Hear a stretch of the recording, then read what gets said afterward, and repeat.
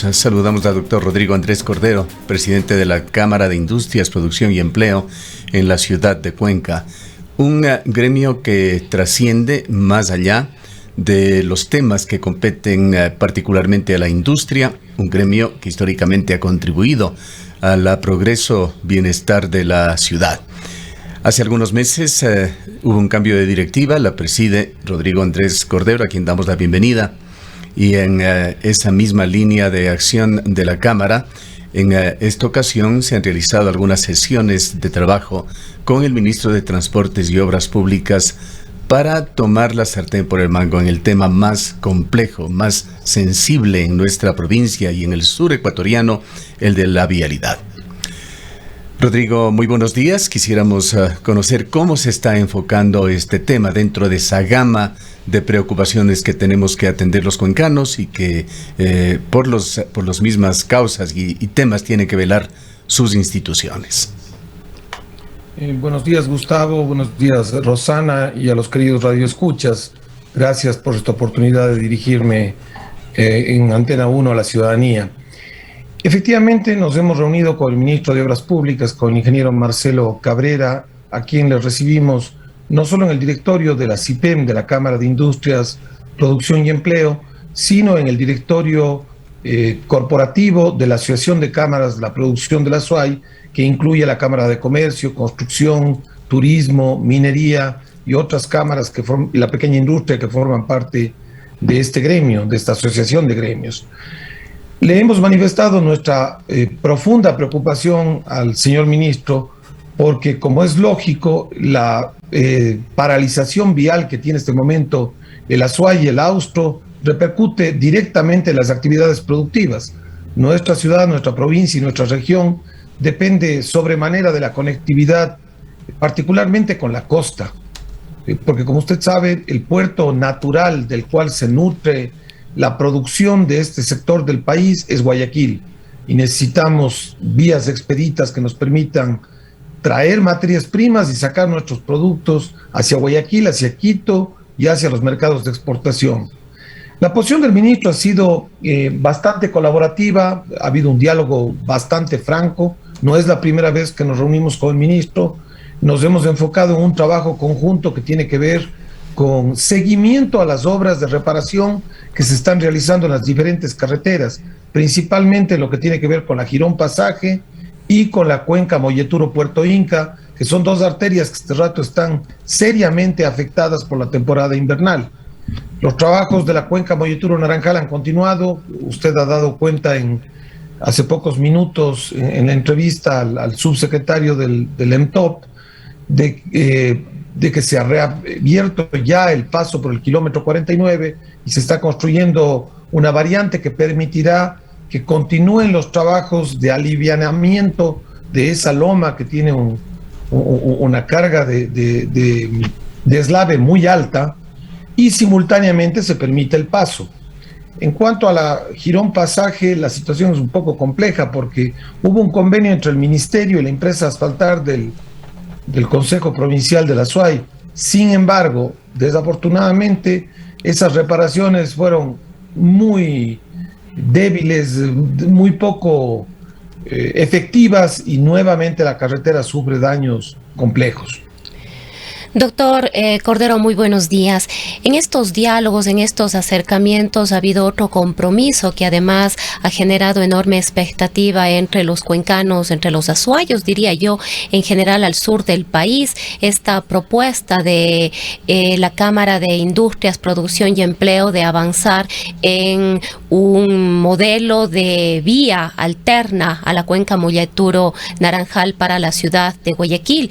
Esta vía alterna, estos estudios iniciales estarían en manos de la Cámara, que entendemos ha mantenido acercamientos con la Universidad de Cuenca. Sería importante que usted pueda comentarnos algunos detalles. La Cámara se ha comprometido a cubrir los costos. ¿Cuáles serían los compromisos en este caso de la Universidad de Cuenca? Entendemos que son unos primeros estudios bastante básicos que podrían dar luces precisamente para poder avanzar a futuro en la construcción de esta nueva vía.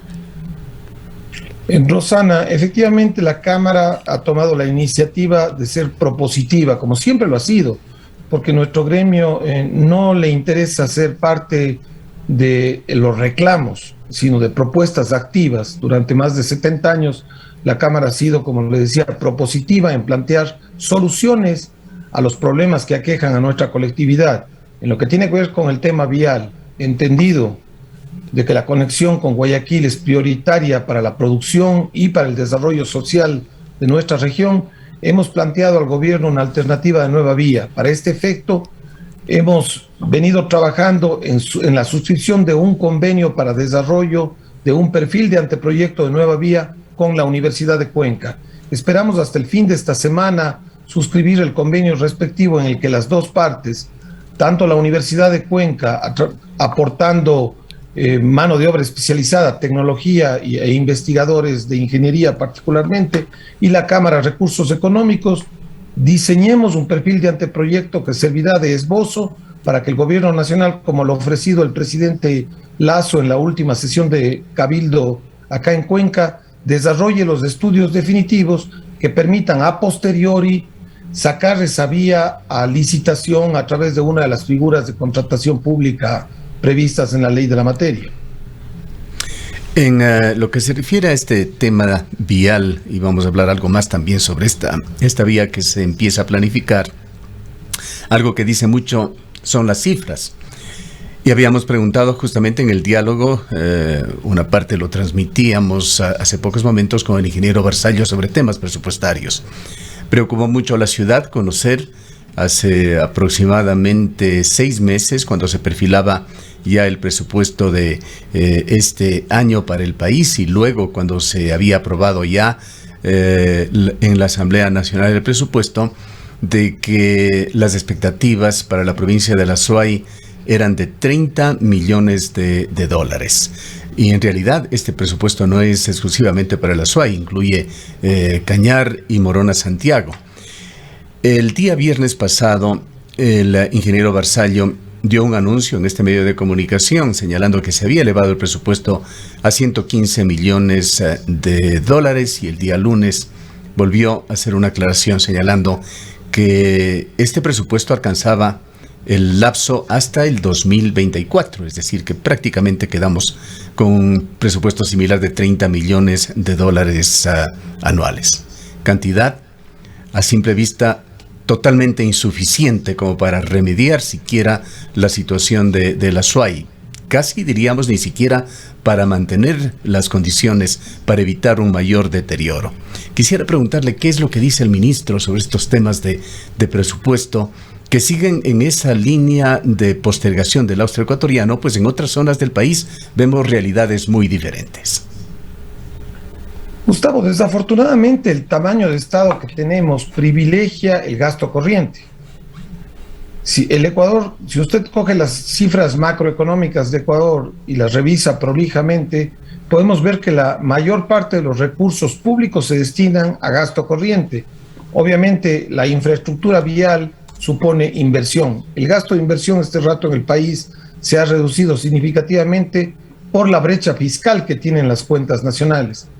Desafortunadamente, el año pasado el país tenía un déficit que bordeaba los 7.000 millones de dólares, y hoy, pese a todos los ajustes, a la inyección de recursos que ha llegado de fuera a través de refinanciación de deuda con organismos multilaterales de crédito como el Fondo Monetario Internacional, tenemos una brecha de alrededor de 2.000 millones de dólares negativa. Esperemos que las condiciones actuales de los mercados internacionales que han repercutido en incremento del precio del petróleo permitan que el Ecuador pueda llegar a reducir aún más esa brecha, pero seguimos en negativo. Entonces, públicamente el Estado no tiene dinero para acometer en obras de inversión, ¿no es cierto?, en gastos de inversión como supone vialidad. La única alternativa que queda para el país es proyectos de autoiniciativa o iniciativa en la que participen privados a través de regímenes de concesión, alianzas público-privadas o mecanismos similares. No hay otra alternativa.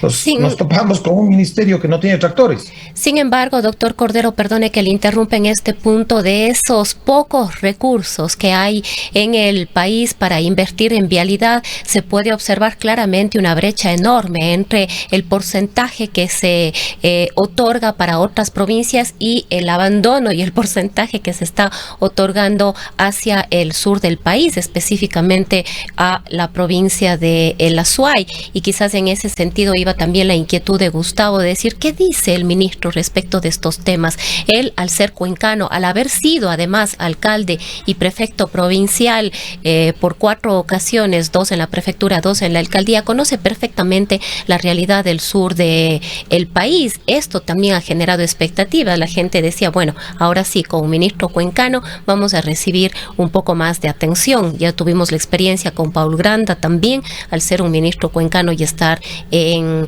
esta dignidad como secretario de Transporte. Quizá vale añadir aquí algunos datos, Rodrigo Andrés, que usted los conoce muy bien. El SRI acaba de anunciar de que en los 4 primeros meses de este año hay un 37% de recaudación extra en impuestos en el Ecuador.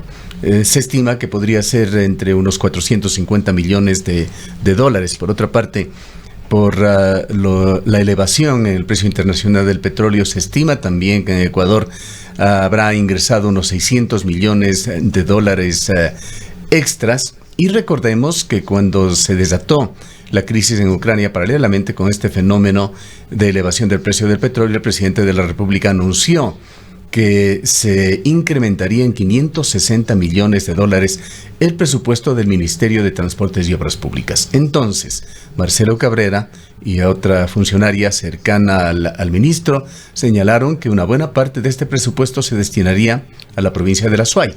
Pero esto no va quedando prácticamente sino en palabras, pues la proyección al momento son de estos 115 millones de dólares hasta el 2024. Por supuesto, no estamos cuestionándole a usted poco tiene que ver con este tipo de decisiones, simplemente quisiéramos saber qué opina el ministro Cabrera, con quien sí han tenido ustedes conversaciones cercanas refiriéndose a este tema. A ver, de las preguntas de usted y Rosana, yo rescato 3 subtemas respecto a los cuales hay que comentar. El primero al que se refería Rosana, es decir, ¿qué nos llega a la Azuay?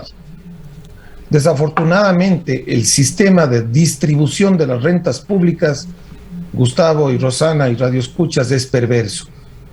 Desafortunadamente tenemos un esquema que fue impuesto por el Código Orgánico Monetario y Financiero, que redistribuye las rentas entre las provincias en función a un sistema de necesidades básicas satisfechas. Dado que Azuay y Cuenca en particular tiene un alto nivel de satisfacción de necesidades sociales, de necesidades públicas, me refiero a servicios de salubridad, me refiero a telefonía, obviamente agua potable, etcétera. Dado que estamos muy altos, recibimos menos. Es decir, las rentas van a una bolsa común del Estado y se redistribuyen entre provincias y cantones, dándole más al que menos desarrollo público tiene en cuanto a satisfacción de necesidades básicas. Entonces tenemos un esquema que desafortunadamente no depende del gobierno, depende de la asamblea, del gobierno, de que exista una reforma legal, pero yo veo que hay muy poca posibilidad de que la actual asamblea pueda dictar siquiera una ley. O sea, va completado el año y no ha pasado una sola. Entonces, no le veo ninguna esperanza a que podamos en el Azuay y en Cuenca recibir más rentas, pese a que aportamos adecuadamente, porque el nivel de cumplimiento tributario de Azuay es extremadamente alto si lo comparamos con el resto de provincias del Ecuador. El segundo tema, usted me preguntaba respecto a qué le toca al Azuay. Muy poco, desafortunadamente muy poco. Hay un presupuesto que nos había anunciado el ministro Cabrera de apenas 200 millones de dólares para obras emergentes en vialidad, y a la Azuay y Cañar le toca algo así como 60 millones, que es una cifra realmente pequeña para las grandísimas necesidades que se tiene en este momento en cuanto a reparaciones. No estoy hablando de inversión en nuevas vías, estoy hablando de reparar la Molleturo Puerto Inca, de reparar la Girón Pasaje y de darle una mano de gato a la carretera Cuenca Durán-Tambo, que este rato soporta el 100% del tráfico liviano, mediano y pesado que nos comunica con la costa.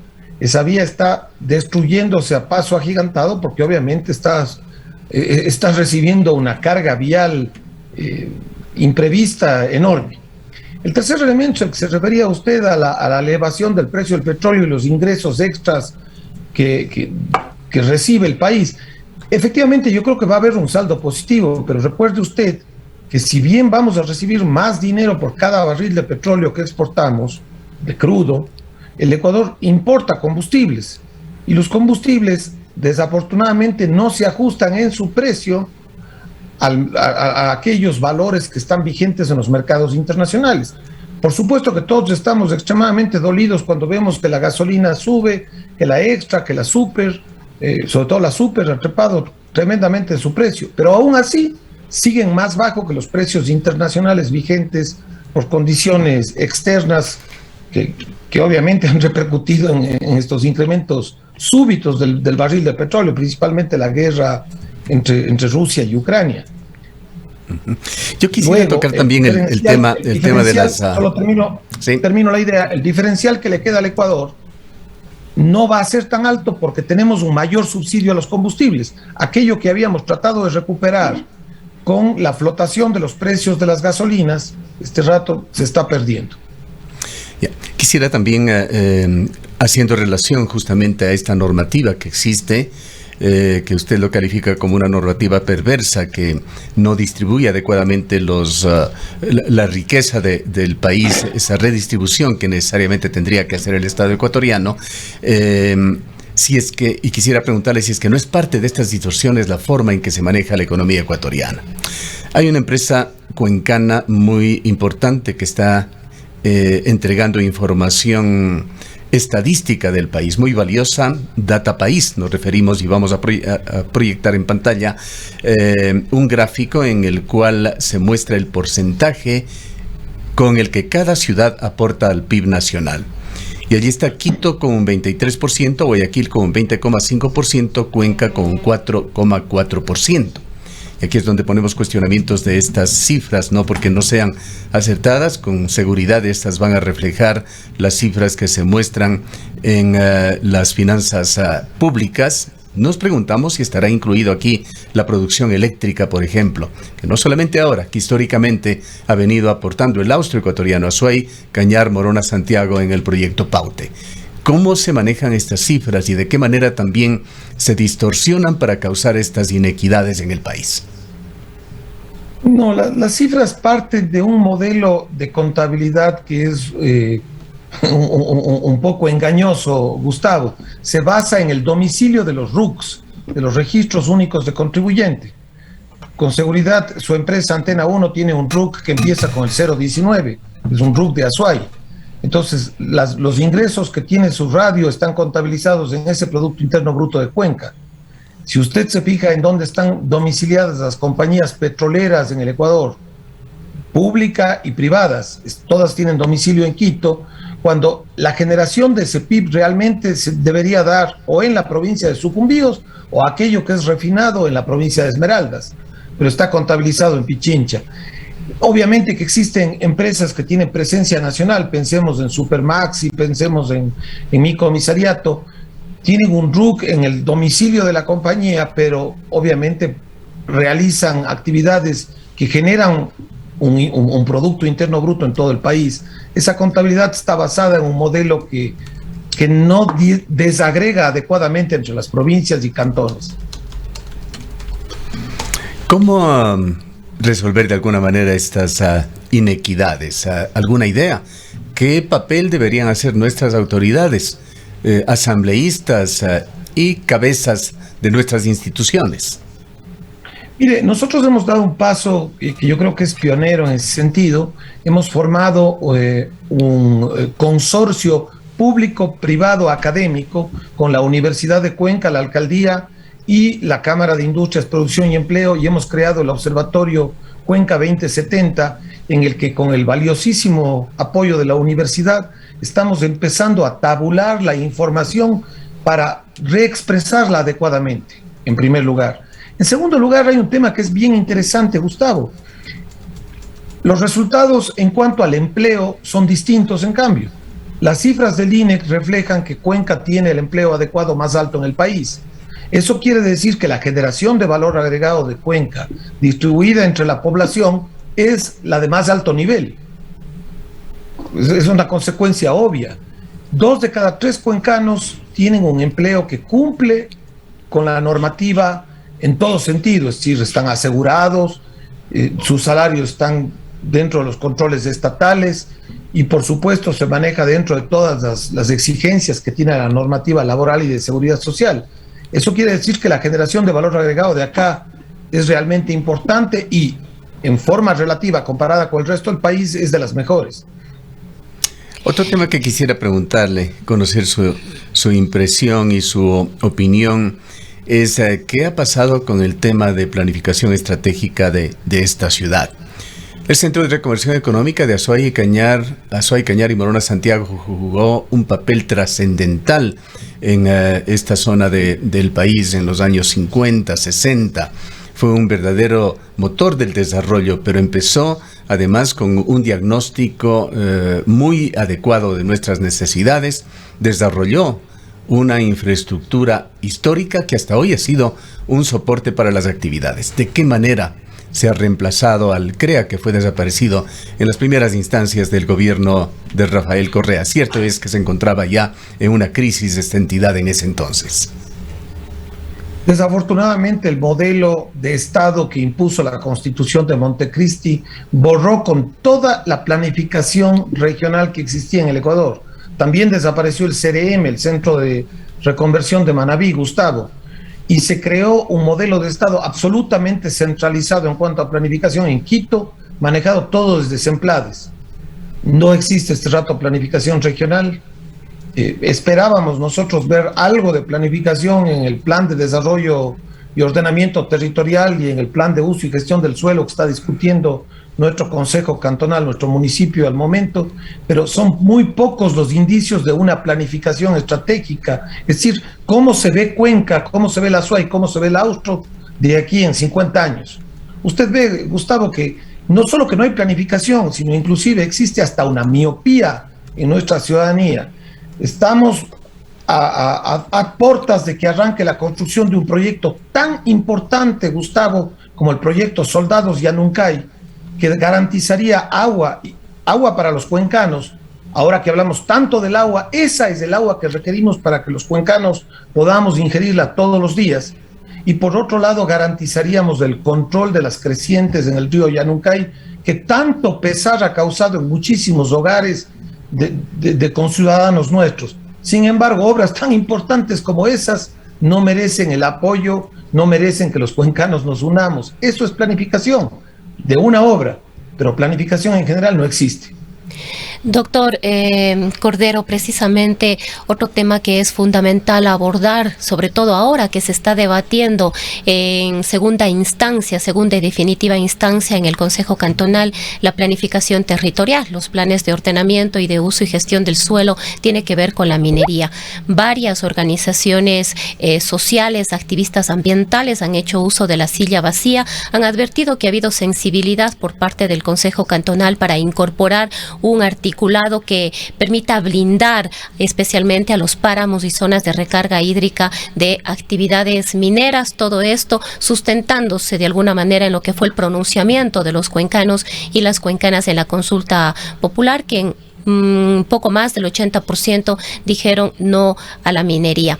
¿Cuál ha sido la posición del sector productivo? En algún momento hubo un pronunciamiento diciendo que estos momentos de debate o estos documentos de planificación no deberían contemplar este tipo de acciones.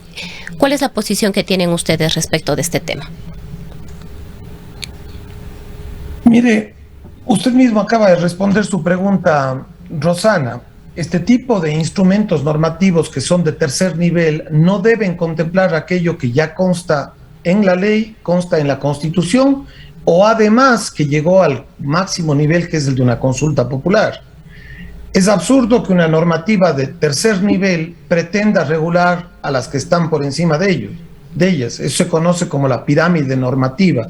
Eso está en nuestra Constitución. Entonces, realmente es una pérdida de sentido y de recursos normativos el ponerse a trabajar en temas que no le competen a un consejo cantonal. El consejo cantonal está regulando el uso del suelo. Cuenca no se pronunció en consulta popular respecto al uso del suelo, sino a la prohibición de una determinada actividad en las fuentes de recarga hídrica de los páramos donde se nutren los 4 ríos de Cuenca y además el río Norcay, que tiene vertiente pacífica. Entonces no tiene sentido que el Consejo Cantonal aborde un tema que ya fue pronunciado, expuesto, resuelto por la ciudadanía. Sin embargo, hay el temor precisamente por la posición del sector de las cámaras, de la Cámara de Minería específicamente, y sobre todo de las empresas que están emplazadas tanto en Quimsacocha como en Río Blanco. Hay la preocupación de esta intención de continuar y avanzar con estos dos proyectos. ¿Cuáles son los análisis de ustedes sobre la situación tanto de Loma Larga como de Río Blanco? Mire, Cuenca se pronunció, Rosana, respecto a este tema, y Cuenca votó en una consulta popular la prohibición de las actividades mineras hacia el futuro. Recuerde usted que cuando usted, Gustavo y yo fuimos a sufragar, en la papeleta decía exactamente, con base a un dictamen de la Corte Constitucional, que se prohibía las actividades mineras hacia el futuro, es decir, aquellas concesiones que habían sido válidamente otorgadas por el Estado ecuatoriano se entendían que debían permanecer. Eso votamos los cuencanos. No entiendo cómo se quiere cambiar este rato el contenido de la consulta popular si el dictamen de la Corte Constitucional y lo que se expuso en las preguntas y en el formulario fue absolutamente claro.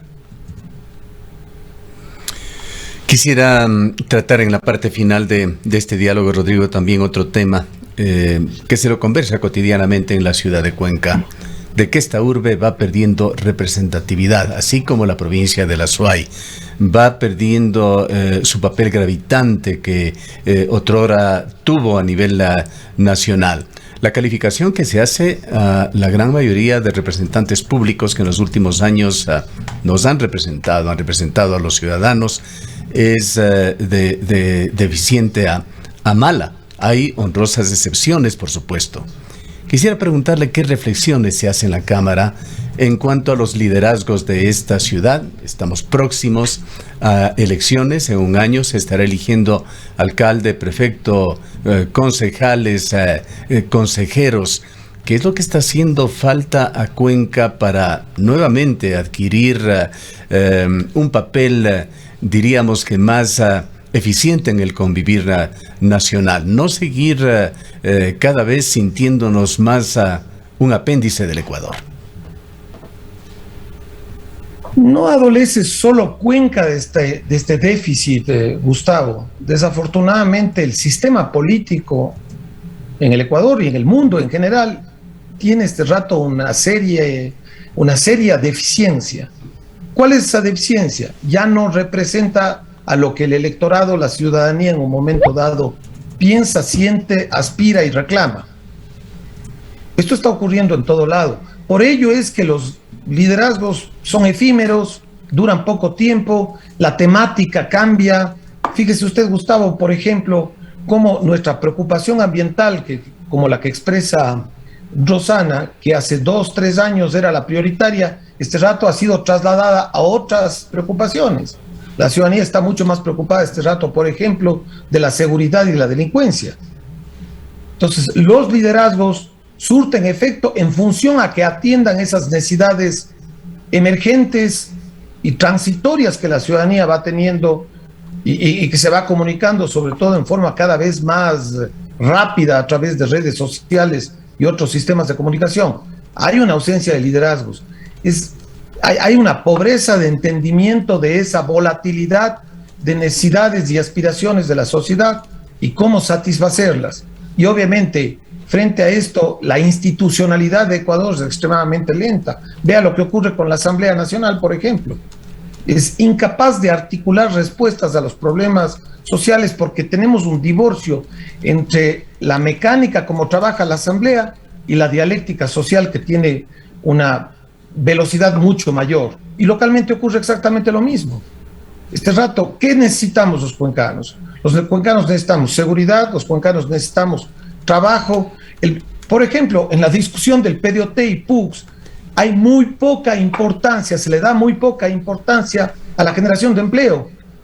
Cuando nos preguntamos los cuencanos, ¿en qué van a trabajar nuestros hijos si no se crea mayor número de empresas en nuestro medio y si se pone trabas por todo lado a la producción? Entonces, el liderazgo que requerimos es un liderazgo que entienda las necesidades sociales y los transforme en políticas públicas que trate de solucionarlas. Ahora, cierto es que el sector político en general en el país está en crisis, pero quisiera establecer algunos contrastes. Por ejemplo, en alguna sesión de Cabildo Ampliado en la ciudad de Guayaquil se habló sobre seguridad. En forma inmediata se ofreció desde el gobierno situaciones concretas en cuanto a la seguridad y se lo ha ido cumpliendo en el tiempo. O hubo una demanda, por ejemplo, de la alcaldía de la ciudad de Guayaquil para devolución del IVA al gobierno. Enseguida hubo reacciones, ingentes cantidades de dinero ingresaron a las arcas fiscales. Para contrastar, aquí en la ciudad de Cuenca, el presidente Lasso ofreció en campaña un subsidio al tranvía. Lo hizo en forma amplia, diría que generosa cuando candidato. ¿Qué sucedió en la última sesión aquí? Que el gobierno no ha cumplido, ofreció cumplir de una forma enredada, poniendo condiciones y hasta el momento en realidad, que nosotros conozcamos por lo menos, no se lo ha concretado. Allí es donde debe estar la acción firme, diríamos que gravitante de nuestras autoridades que no se lo ve. Es correcto, Gustavo, por sus obras los conocéis. En las obras tienen que demostrar los líderes políticos si logran o no articular la conducción que requiere la sociedad. Coincido con usted, requerimos mayor presencia de nuestras autoridades. Los problemas de la SUAY siguen parados, estancados, y la SUAY va retrocediendo. Como le decía hace un rato a usted, las principales preocupaciones que nos aquejan a los azuayos tienen que ver con seguridad. Obviamente seguimos todos con la preocupación de la salud que tanto daño hizo al país por efectos de la pandemia y que hemos logrado superar, pero que está latente en nuestro imaginario de preocupaciones. Y necesitamos liderazgos que logren articular a la ciudadanía, logren unirnos, porque uno de los problemas que tenemos es que por todo lado hay desunión, Gustavo. Estamos por todo lado criticando las cosas y no permitiendo propositivamente que surjan iniciativas en beneficio de la colectividad. Y el rol de las autoridades en ello es crítico. No quisiéramos cerrar este diálogo, Rodrigo, conociendo un poquito más de detalles sobre esta vía alternativa que se planifica, que ha surgido como una idea del sector privado y que se lo está operativizando con la Universidad de Cuenca y el Ministerio de Transportes y Obras Públicas. Una vía que iría por la provincia de El Cañar, entendemos, para no tener similares problemas en una zona tan accidentada como es la cuenca Molleturo-Naranjal, además que atraviesa por una zona patrimonial y que tiene valores naturales indiscutibles como el Parque Nacional del Cajas y el macizo del Cajas. ¿Cómo se está viabilizando esto? Aproximadamente, ¿cuál es el aporte que va a dar la Cámara de Industrias? ¿Cuál la Universidad de Cuenca para los estudios iniciales de esta vía? Recordemos, además, que esta necesidad surge, enhorabuena que lo hagan, ante la continua también falla que ha tenido el sector oficial en temas de planificación, que lo habíamos hablado ya, pero en esto quisiéramos refrescar esos 10 años que ha tomado el estudio de la vía 4 carriles para servir a los cantones orientales de la provincia de la SUAY. Una cadena de engaños que hasta el momento no llega a concretarse. Luis Mario Barzallo nos decía que de estos 115 millones por fin se destinaría para el pago de estos estudios. Pero en todo caso, no queremos irnos más allá en esta digresión, pero sí conocer algo más sobre este proyecto que se planifica y en qué medida contribuiría a solucionar ese aislamiento que está afectando ya gravemente a la productividad de esta ciudad y provincia. El tema parte de como le decía, de buscar la mejor alternativa posible para conectar Cuenca con Guayaquil.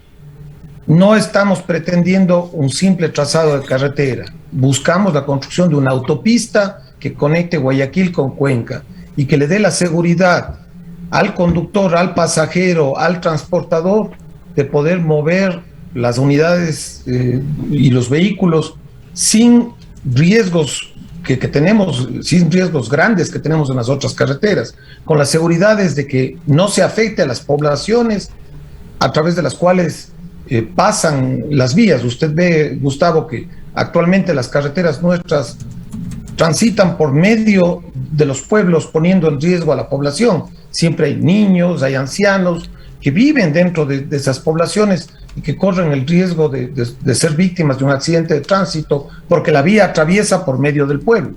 Entonces necesitamos un trazado que tenga todas las seguridades y que tenga características de autopista. En segundo lugar, tiene que ser un trazado que obviamente busque el menor impacto en cuanto a subir y bajar. Tenemos que cruzar un macizo, la cordillera occidental de Ecuador, un macizo montañoso de difícil tránsito. Y en tercer lugar, tenemos que garantizar que no afectemos al Parque Nacional del Cajas, que como usted bien lo señala y yo lo comparto, es nuestro patrimonio ambiental. Una carretera por el Cajas no puede dejar de tener un impacto ambiental, eso es obvio. El hecho de que transiten vehículos por medio de un parque nacional tiene implicaciones y repercusiones evidentes. Y por otro lado, el subir al Cajas tiene, como le decía hace un rato, una accidentabilidad geográfica enorme.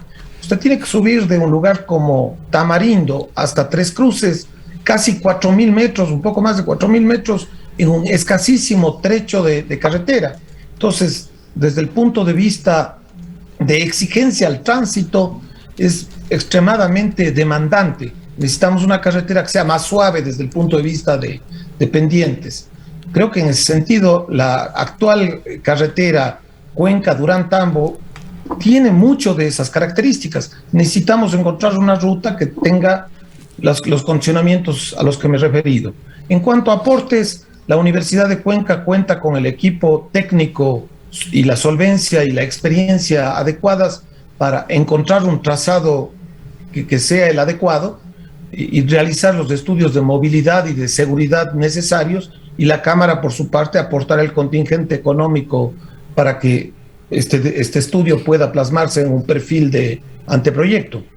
Quisiera preguntarle, para finalizar, algo relacionado con el mismo tema, pero que a través de la experiencia que nos da la historia reciente y la suerte de esta provincia nos preocupa. ¿Cómo desvanecer ese riesgo que implica un nuevo y ambicioso proyecto, de que este nuevo proyecto vaya a ser un distractor de obras urgentes, impostergables para esta ciudad y provincia, como es el mantenimiento por resultados que debería darse a la cuenca Molleturo-Naranjal, a la cuenca Girón-Pasaje, ese proyecto de ingreso sur que se encuentra a punto de ser abandonado, terminar esas vías inconclusas que sirvan a los cantones orientales y a la necesaria comunicación que debemos mantener también con las provincias orientales vecinas. No vaya a convertirse esto en un nuevo proyecto como nos tuvieron 5 años durante el gobierno o 4 años durante el gobierno de Lenín Moreno, hablando del ingreso sur que hoy prácticamente se diluye. El rol de coordinar y hacer que las cosas se cumplan es de las autoridades. Y en eso coincidimos con una de las preguntas anteriores que usted y Rosana planteaban. Corresponde a las autoridades hacer que las cosas se den. A los colectivos sociales, como somos los gremios, en una actitud propositiva y constructiva, nos corresponde reunirnos con las autoridades frecuentemente para ver que las cosas se estén dando. Eso es lo que estamos haciendo nosotros. Trabajamos permanentemente en reuniones con el ministro de Transporte y Obras Públicas, con el alcalde de Cuenca, justamente en búsqueda de encontrar salida, primero diálogo y después salida a los problemas que en el día a día se van dando en los diferentes proyectos. Esperemos que, como usted le califica, este proyecto de carretera no se convierta en un distractor. No han propuesto ellos, estamos proponiendo nosotros, y queremos decirle al país: necesitamos una autopista entre Cuenca y Guayaquil, al igual que se ha anunciado la construcción de una autopista entre Guayaquil y Quito. Son los grandes ejes viales nacionales con los que este país debería contar, que no los tiene. Recuerde usted que las carreteras nuestras datan de épocas muy remotas. La Durán-Tambo se construyó antes de que usted y yo nazcamos, Gustavo. La Girón Pasaje también es una carretera de muchísimas décadas. Y la cuenca Molleturo-Puerto Inca empezó a construirse en el gobierno de Febres Cordero, Rodrigo Borja realmente, y terminó con Sixto Durán. O sea, han pasado ya algunas décadas. Desde allí no hemos tenido la construcción de ninguna vía adicional. En cuanto al acceso sur, sí, yo también lamento, al igual que usted, que esa obra esté paralizada. Es indispensable para Cuenca.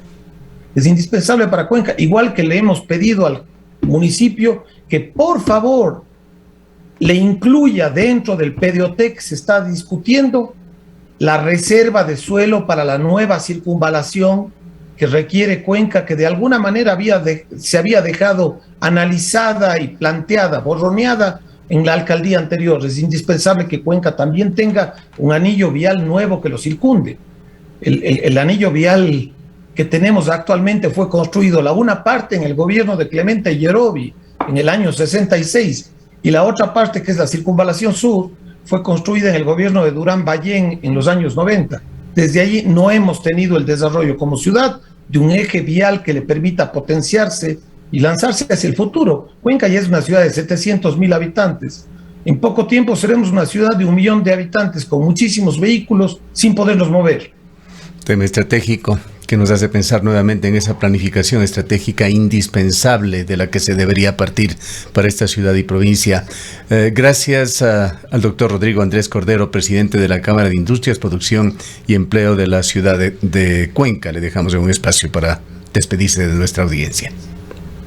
Y le agradezco a usted, Gustavo, Rosana, por sus valiosas preguntas. Nos tienen a las órdenes. Como le decía, el objetivo de la Cámara es ser un ente de representación del sector productivo local y siempre en una actitud propositiva y constructiva. Nuestro planteamiento ante todo es trabajar por el desarrollo de nuestra región. Muchas gracias. Gracias a usted.